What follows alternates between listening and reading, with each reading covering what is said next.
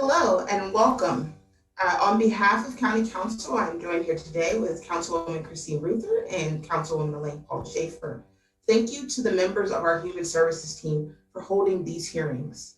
The hearings allow our residents to learn more about Human Services block grants and contribute their valuable input on how we can best support our communities and some of our most vulnerable residents. I'd like to thank the director of the county's Department of Human Services, Ms. Sandy Garrison, and a few key members of her team who have contributed to the Community Development Block Grant Plan. Janet Dreidlin, Donna Holliday, Susan Prue, Dana Ratchko, and Jessica Fink. It is through your hard work and dedication that these grants are available to help some of our most vulnerable residents. Some of you may not know what Human Services block grants are, so I will briefly give you some background.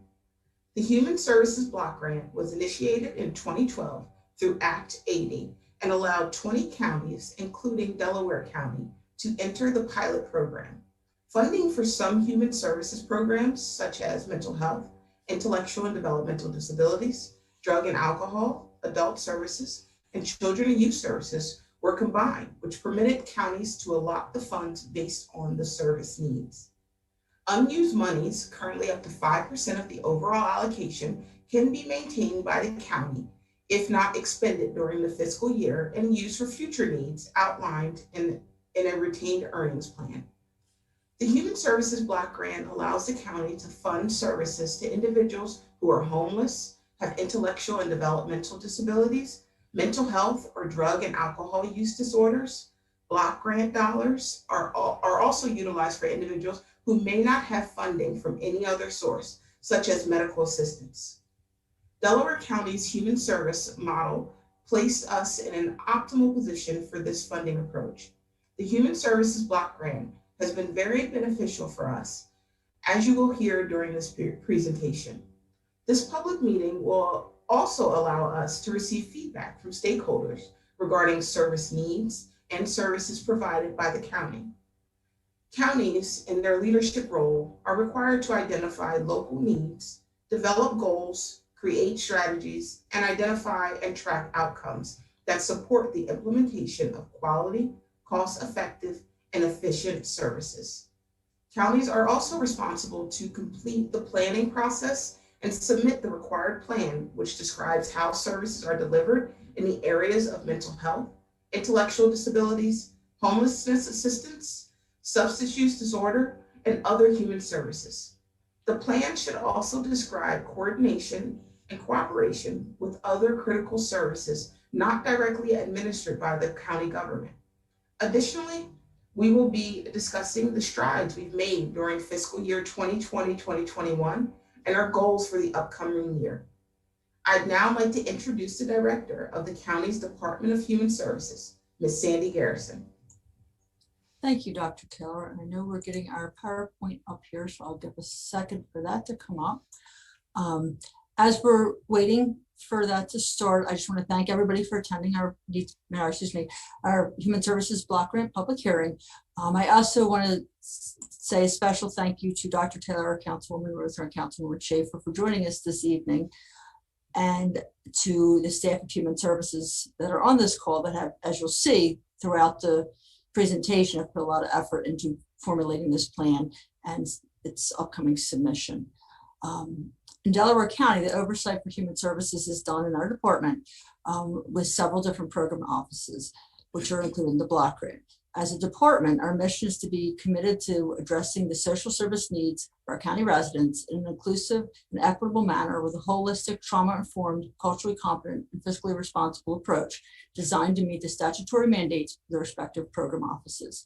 With that, I will turn it over to Janet to begin our discussions of the other missions and visions in the categorical offices. Good evening, everyone. I'm Janet Dreitline. I am the Mental Health and Intellectual Developmental Disabilities Administrator for Delaware County Department of Human Services.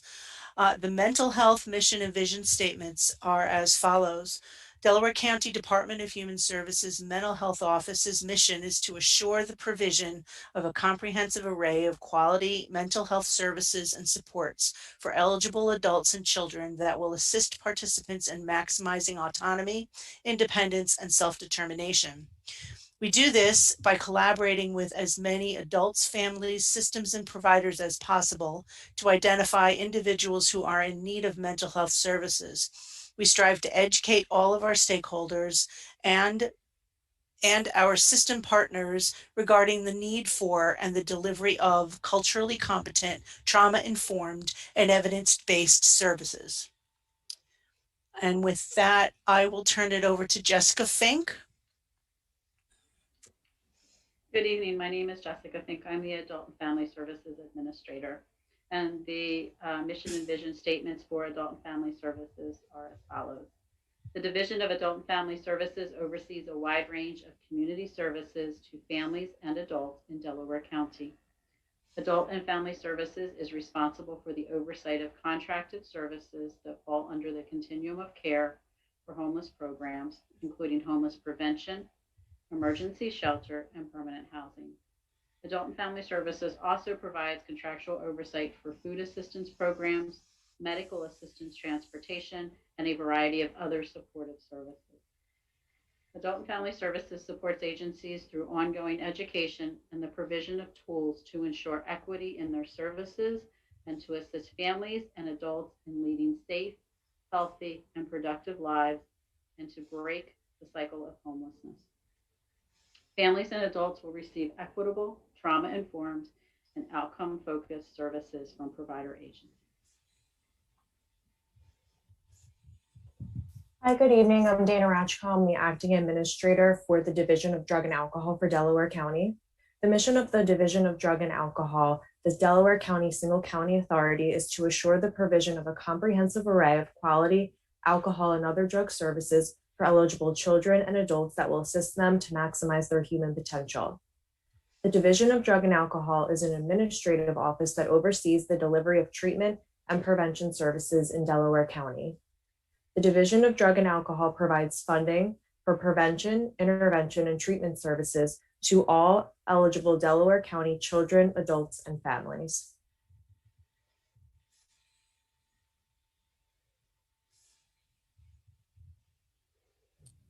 Hello, my name is Susan Frew. I'm the Deputy Administrator for the Office of Intellectual and Developmental Disabilities here in Delaware County. The mission of the Delaware County Office of Intellectual and Developmental Disabilities is to advance the health, welfare, rights, independence, and community inclusion of children and adults with intellectual and developmental disabilities and/or autism spectrum disorder in Delaware County. We envision a community that includes people with intellectual and developmental disabilities and/or autism spectrum disorder as full members of society who self-determine to the greatest extent possible, visualize fulfilling lives, and utilize natural and paid supports as necessary as part of a meaningful life. And now I'd like to turn it back over to Sandy. Thank you, Susan.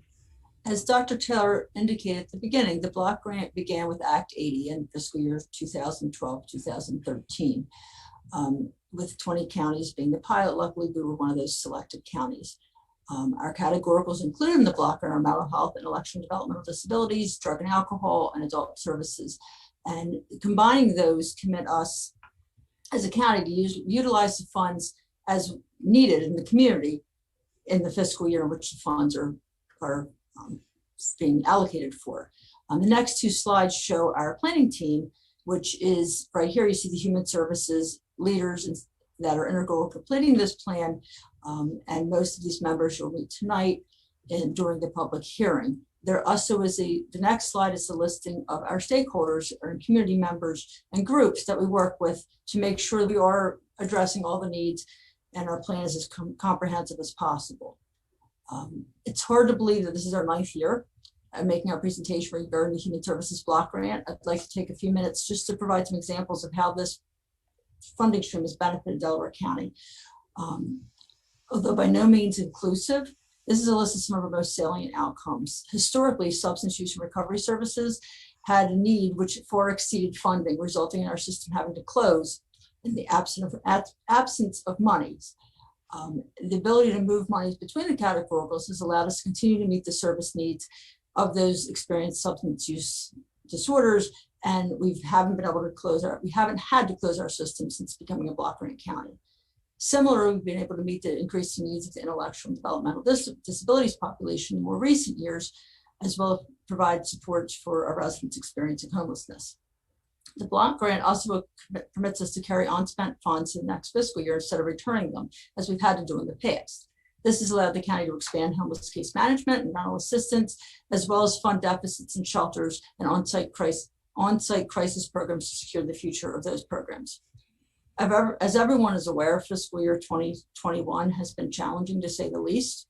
It began with our nation in the midst of the pandemic, a spotlight on racial disparities, increased focus on the criminal justice reform, and drastically increasing human services needs.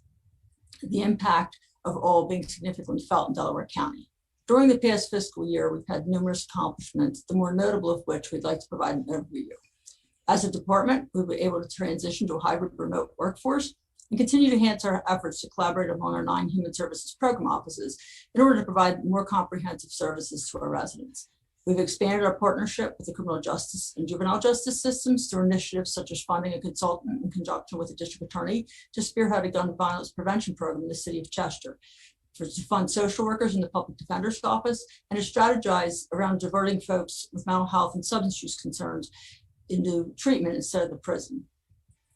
We have also implemented an Unpacking Systemic Racism project within Human Services. Our administrators began this effort last summer, and we're happy to report we not only are close to ensuring all staff have a baseline understanding, but have had our racial equity statement unanimously adopted by County Council at their meeting on March 17th. The Delaware County Department of Human Services acknowledges and understands historical and ongoing systemic racism exists in our work environment. Racialized practices and behaviors which result in disparities and inequities within our department will not be allowed to continue and must change. The department's goal is to create an organizational culture of inclusion and equitable success where the unique voices of all are valued, thereby bringing demonstrated diversity and creativity to our workplace and services provided. This is an integral part of our departmental future. And with that, I'd like to once again turn it back over to Janet to talk about some of our resiliency during the pandemic. As Sandy had mentioned, this has been a very difficult year for everyone, and everyone has had to shift the way that services have been provided. Overall, in addition to being able to transition to a workforce that was remote, we also were able to provide enhanced security by migrating most of our data to our cloud. In addition, we were able to continue and hire and train staff to ensure continuous departmental services were provided. And this was a huge undertaking without being able to actually have staff come in and have to train people remotely. And it was an incredible undertaking by our team. In the Drug and Alcohol Services, the single county authority and its contracted providers have continued to serve individuals with substance use disorders during the pandemic. 2,191 Delaware County residents assessed treatment services during the calendar year of 2020. And those services included inpatient and outpatient services, recovery house, and certified recovery specialist services. So as you can see, there still was a great deal of activity within that department, and the ability to make sure that our county residents were able to receive those services that they need. Mental health services, many programs were effectively moved from in-person to virtual program. The department implemented an informal biweekly check-in meeting via Zooms and Teams to allow providers to share ideas, concerns, and raise questions, come together in how each agency is able to continue to operate during the pandemic. The providers were able to reach out to each other. We were able to provide a platform for providers to work with each other to get people served and to make sure that the remote services were robust. And in addition, within, in the line of the mental health services, there was a great deal of recognition of the stress and isolation that was happening during this unprecedented time that none of us have ever seen before. And the staff, when the staff converted to working remotely, the mental health division implemented some initiatives to stay connected with people and ensure that staff morale kept as high as possible. And we are continuing these activities. We have a virtual birthday wish that goes out via email, personal achievements of recognitions, peer support recognition, virtual events. That was the first year that we were able to do that. And we also have get to know staff questionnaires to help people learn a little bit more about their coworkers, especially since we're not seeing each other on a regular basis. In the Intellectual and Developmental Disability Services program, they were able to meet frequently with providers to ensure proper safety protocols were in effect. Able to continue, stay connected with individuals and families weekly to ensure safety and assess needs. This was really important. The support coordinators were reaching out to individuals to make sure that they had the supports that they needed, and that with being so isolated, they were being connected with services even if it was virtually. We worked with the providers and families to ensure that individuals and families had staff and staff had access to the vaccine in a timely manner. This department worked diligently to make sure that those people that were homebound and unable to come to clinics to get their vaccines received those vaccines in their home. And it was an incredible undertaking by the county and by this department. For adult and family services, so there was a reduced capacity in the shelters to allow for these social distancing, and they were still able to support 343 households between March and June. The shelters also remained open during the COVID-19 pandemic at a 50% capacity. Despite the pandemic, the outreach team conducted the point of time count required by the Housing and Urban Development, which included a brief set of questions. The point in time, for those of you that don't know, once a year, the Adult and Family Services is required to go out and count individuals that are unsheltered. And that count and that information then determines the funding for homeless services for the coming year. So they were able to continue that to make sure that the funding was still coming in. The outreach team continued to engage street homeless persons and transport people to the shelters. Adult and Family Services staff participated in outreach activities to offer services to the homeless population at the airport. And also, there was a concept for food drives developed that continued from May of 2020 through May of 2021. And this was a huge support for the community, in that many small pantries were invited to come to these food drives, and many thousands of pounds of food were collected and distributed to Delaware County residents.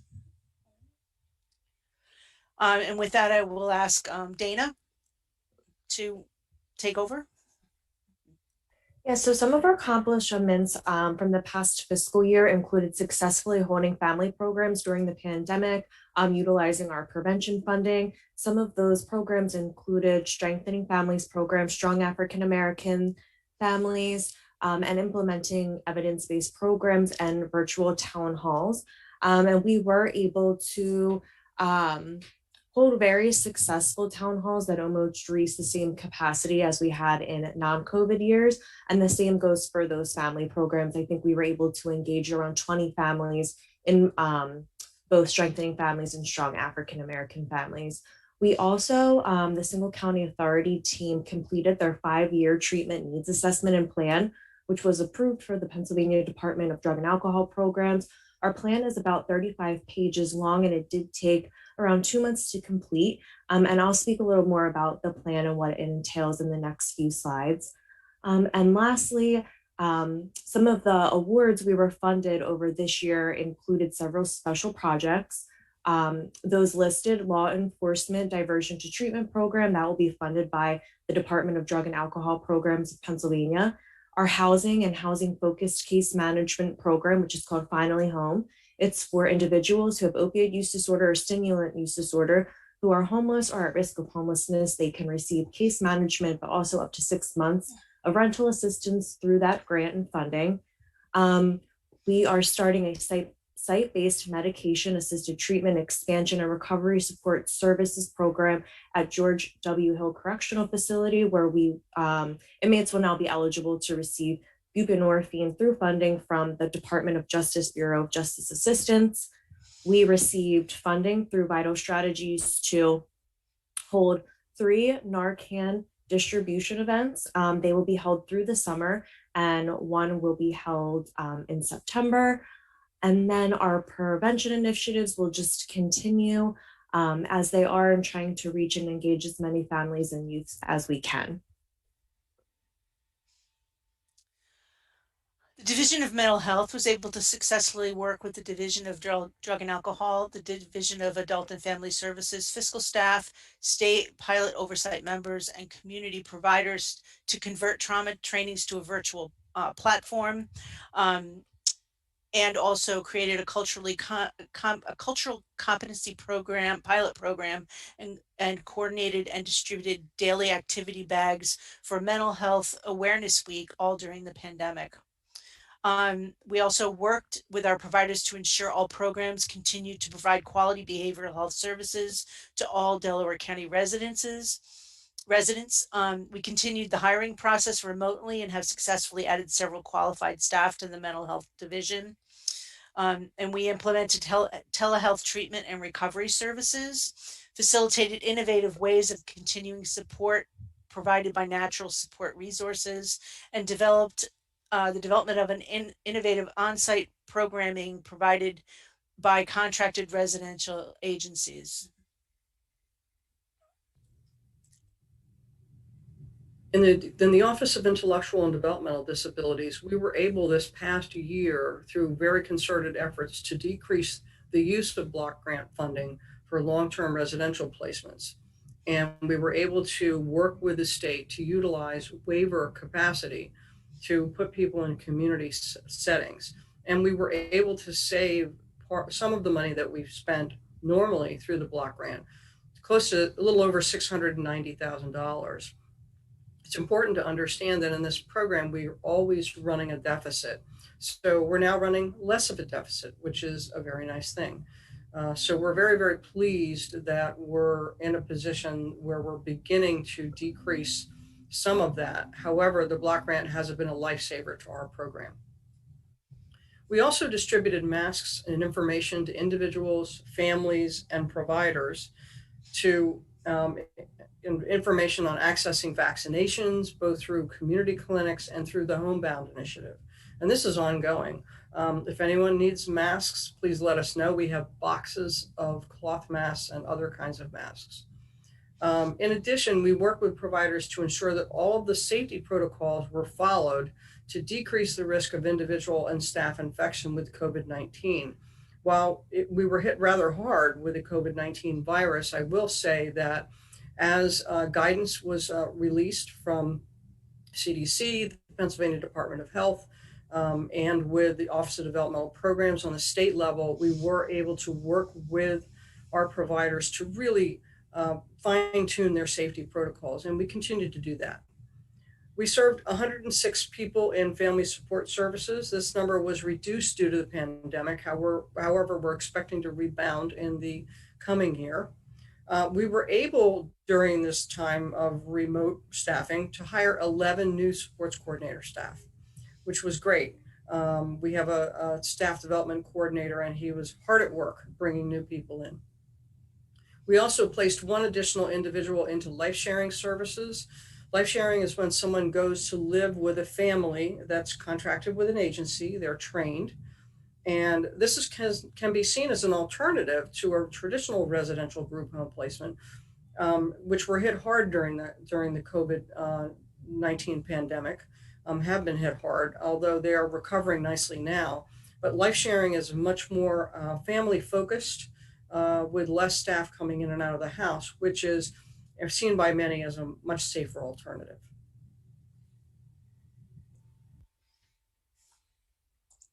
Thank you, Susan.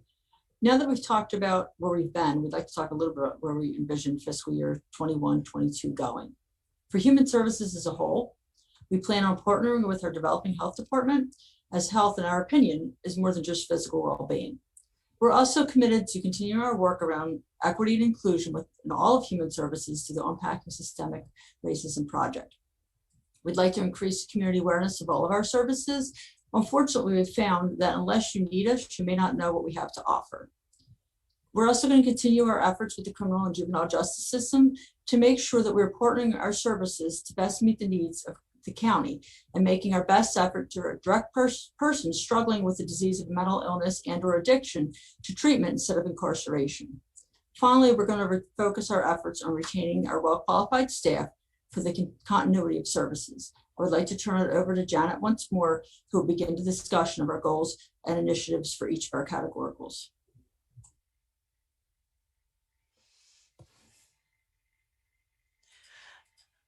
Actually, I think that Dana has the next.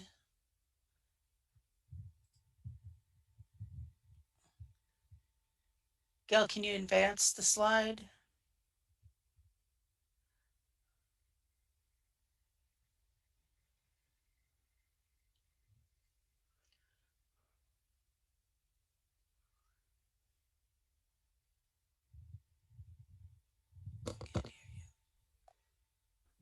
I can still go. Okay. I can just find my slide very quickly.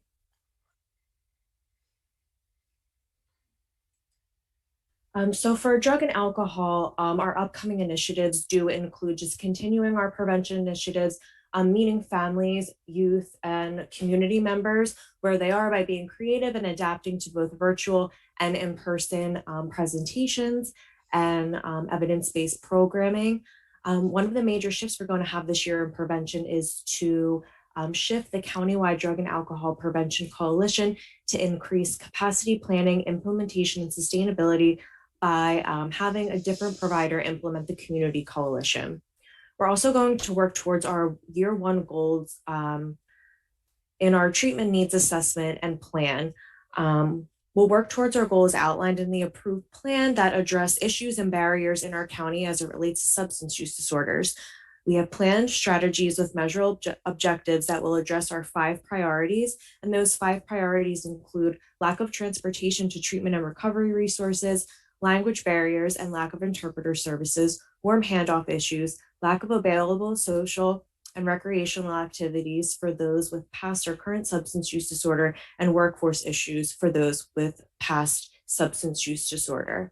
We are also planning new initiatives and events and programming throughout the year, which again includes Narcan distribution events, information sharing with hotels and motels on substance use disorder and other high-risk areas in the county.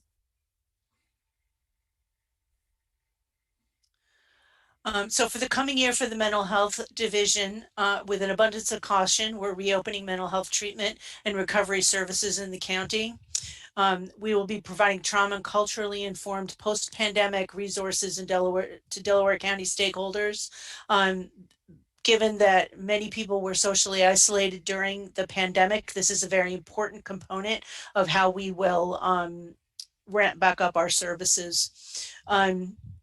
And we will also be initiating quality planning, quality assurance, quality control, and improvement to achieve new program development and changes to improve the continuum of mental health services in the county. We have several new programs that we are working on developing that will be addressing the needs of some populations that are currently unserved or underserved.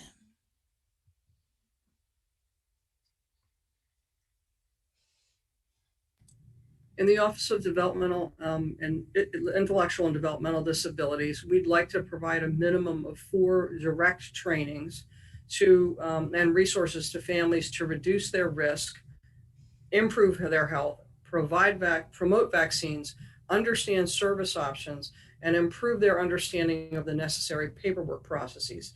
through this past year, having worked remotely, some of the things that we've realized are that sometimes families had difficulty with accessing some of these kinds of services that people needed. And so we want to train those families in doing that. You might want to advance the slides, by the way.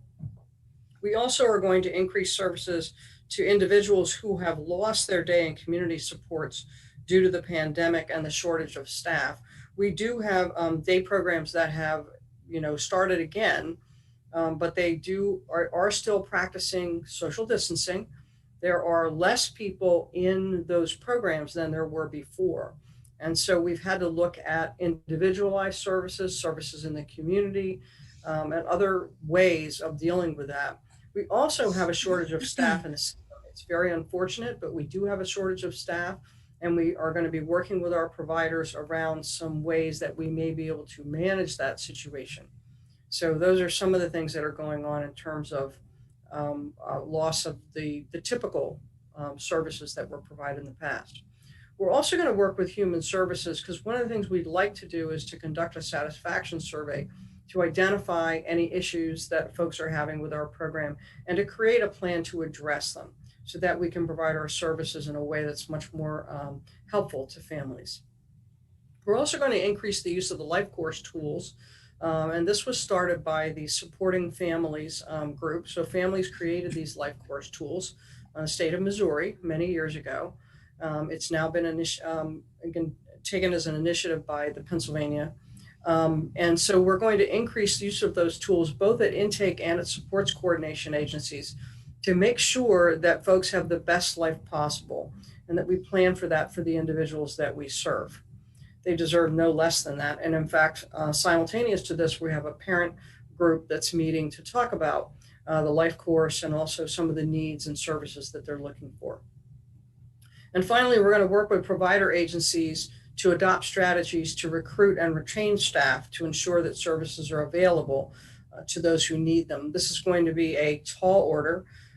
This is a problem with staff shortages across the state and across the country, but it is something that we need to focus on in order to be able to provide the necessary services. And I'd like to turn it over to Jessica. Thank you, Susan. At Adult and Family Services, we would like to reduce the number of households who become homeless as compared to the previous year. We would like to reduce the length of time a household remains homeless. And we would like to transition more households from emergency shelter or rapid rehousing into permanent housing whenever possible. Thank you, Jessica. From a financial standpoint, our fiscal year 21-22 budget is slightly over $46 million. So these services are completed with $46 million in state and federal monies, and there's an approximate 2% county contribution to these costs. The slide here, next slide, breaks out the totals allocated by the different categoricals. And again, keep in mind, these are the original allocations that are set by the categoricals, but the county, because of the block, having the block grant allows us to shift monies as needed between the various categoricals based on our needs in the county at any given time. Finally, our commitment, that's our mission statement. I'm not going to reread it to you, but I wanted to show it one more time before closing. If there's any questions or comments, you can email them to the email listed below on your screen. I believe at this point we do have one public comment, and that comes from Laura Anderson. She says, my name is Laura Anderson, and I've lived in Upper Darby Township, Delaware County my whole life. Having grown up here, it saddens me to see how certain areas have changed and deteriorated. 69th Street is one of those areas.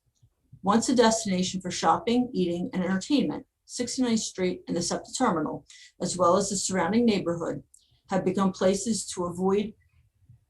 A major downfall of the area is the increase of homelessness and addiction, which riddles the area. I don't know how many people who haven't had the tragedy of addiction touch their lives, whether it be themselves or a loved one. This horrible disease has become all too common throughout Delaware County. My family knows firsthand how addiction can affect more than just the addict. We have felt the stress and sadness of having someone you love living on the streets. Luckily, we We also know the joy of recovery and the pride of watching that person beat their addiction. The fact is, our township and county are not doing enough to help this specific group of people.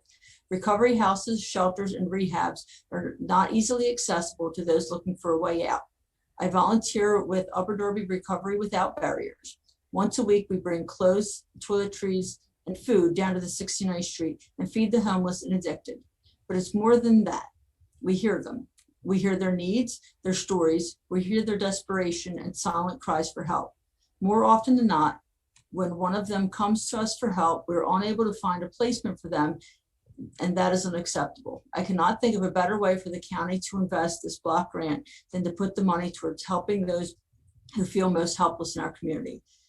If my word is not enough, we invite you to join us at one of our weekly outreaches at the 69th Street and see for yourselves how homelessness and addiction are affecting the community. Before turning it over to Jessica Fink and Dana Ratchko on my team, I want to start by thanking you, Ms. Anderson. I think grassroots and community organizations are key in dealing with either addiction or homelessness or any of the human services issues that we've discussed tonight. I think we do our best efforts, but the more the community involved, the better it is for everybody. I know we have a couple initiatives we're starting. With that, I will turn it over to Dana Ratchko, who heads our Drug and Alcohol Office, and Jessica Fink, who heads our Adult and Family Services Office. Good evening. Yeah, just to address Lauren's comments, and I do appreciate her comments. I know, like Sandy had said, sometimes until you need us, you don't know how to access us. So I just want to reiterate to the community that drug and alcohol assessments are free for people who are underinsured or uninsured in Delaware County through our 3 anchor providers, Crozier, Keystone, and Marikey. We also have outreach that we do with our certified recovery specialist program that I do know they link with Jessica's team and Adult and Family Services to monitor 69th Street, and the certified recovery specialists from Crozier do try to engage those individuals to go to treatment or just talk about other treatment or recovery options that maybe they would be interested in. We have a new initiative coming down the line where we're going to be distributing Narcan at several different locations. One of our main points of distribution is going to be the 69th Street terminal. That Narcan distribution will take place Tuesday, August 24th from 3:30 to 7:30 p.m., where we'll also be disseminating treatment and prevention resources and information to the individuals who inquire. We are going to contract with a few new providers that are located on the western end of the county, more so towards 69th Street, towards Upper Darby, which there has been a lack before, but I'm happy to report that new ones are popping up in our county that are eligible to contract with. And our prevention services as well. You know, any school in Delaware County is eligible to receive our prevention and education services for youth and families. But if there's a school you feel like can be targeted with these services, please reach out to our office and we'd be happy to set something up. I kind of just want to mention too that anyone can always email our treatment authorization box that's monitored by our case management team if they have inquiries or questions or looking to get treatment for someone.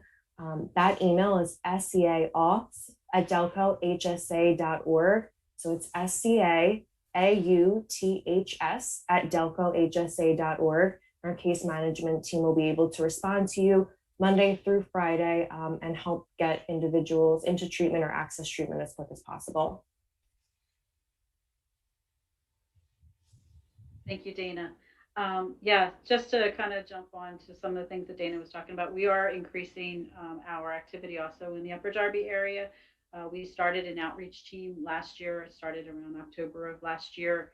We've had some challenges in getting people to want to do the work, but we do have a very small team now. We're hoping that it will get bigger in the next couple months to do the outreach, and that would be for the whole county, but there is a concentration that will be on Upper Darby since we are the hub of transportation, so we know that there's a need. We also will be putting someone at the SEPTA terminal 2 to 3 days a week to work side by side with the SEPTA police, so that as people are identified maybe wanting services, or the SEPTA police can say, you know, I've seen this person here and they could use some services. They will be palling up or working alongside of the SEPTA police. So we're really excited about that because we think that will be helpful to alleviating some of the challenges with the homeless being in the terminal. We are also looking to create a homeless cafe in Upper Darby that will serve two purposes. One, it would allow the homeless to get off the street, potentially use the restroom, maybe get a shower, so that we don't have some of the challenges that we have right now. But we also are hoping that that will have some shelter space, hoping that that will replace some of the shelter space that we lost with the closing of MHP. So I know that it's not going to fix the challenges that were mentioned today, but I am hoping that in the next several months, things will be better than what they are right now. So thank you for the question and the awareness. Thank you. That is the only comment we received. So in closing, I just want to thank County Council and the county's executive director for their support of human services, and especially the 3 members of council that joined us this evening. And I also want to, again, just express my gratitude to the human services team for their commitment to our county and its residents. One final thank you goes out to Sean Rush and Gail Odie, who were the logistics behind the PowerPoints, the presentation tonight, and all that. So thank you for doing all that. I will now turn it over to our councilwoman for any final closing remarks. I think that's me, right? First of all, I want to thank the entire Human Services team who participated in this hearing and in the last hearing, and I am glad that the invitation was extended to council. It gave me an opportunity to hear more about what all of you do, what you're doing, and what is on your plan. I don't think many people realize that Human Services accounts for close to 50% of the total budgetary expenditures for Delaware County. Much of that money comes from state and federal sources, apart from the small match that we have to make. But it is really one of the critical investments that we make in our residents. And I know I was amazed when I think Councilwoman Schaefer, who's on the call today, noted at one point that really 1 in 5 county residents during the course of the year may come into contact with our Human Services Department. And that doesn't include the people who have private pay resources, who may come into contact with services outside of Delaware County, but could in fact be eligible for Delaware County services if, you know, their coverage is exhausted, or if they have a particular diagnosis, if it involves a child, for example. And it's incredible that this hugely necessary part of the county government, you know, 50% of the county government, people don't really know what you do or how important you are. And I am grateful for the opportunity to learn. I hope that other people will join us. I've certainly been an evangelist for sitting in on these block grant hearings, but I also want to thank you not just for, you know, introducing yourselves and your work, but for the work that you're doing together and the way that you've embraced as a team working with other parts of the county, because that allows other parts of the county to leverage those state and federal resources to connect people who might not otherwise have been connected with what you do, and to really allow all of us to better serve our residents. And so thank you for your presentation tonight. Thank you for the work that you're doing, and thank you for your continued willingness to, I think, break down a lot of historical walls that have been there, not because anybody had any reason to put them there, but because nobody took the initiative to break them down. And you're doing that, and you're making your presence felt, and I appreciate that. So thank you. Thank you. Well, again, thank you for listening to our public hearing for the block grant, and I hope everybody has a great evening.